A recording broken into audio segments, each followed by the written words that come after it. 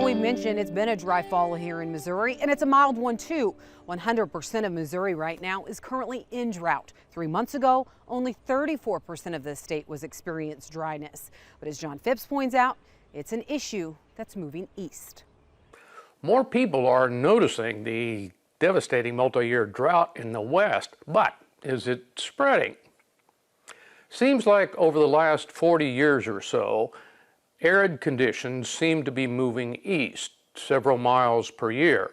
Climate change or historical weather pattern movements. And that's from Mike Schrammel in Stillwater, Oklahoma. Now, I should point out, this question was received last spring before many parts of the Midwest endured a period of below normal rainfall.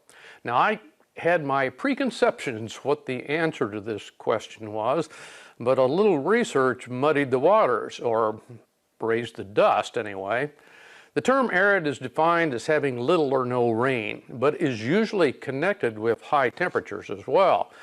I think these maps from NOAA data might give us some help. First, this map of the continental U.S. shows current average annual rainfall. The colors can be misleading, but you can notice a sharp decline in the eastern plains. This map is unsurprising until we view it in context with history. Compare it with these series of 30-year increments of rain and temperatures from NOAA. Climate scientists have fixed on 30-year increments to create averages and expose trends. For precipitation, the averages are actually increasing east of the Mississippi and a little bit all over the U.S. The largest change has been in the northern Midwest, which probably contributes greatly to the cropping changes and the yields that we have seen during my career anyway. But now add in the same series for temperatures, which are a little bit more dramatic.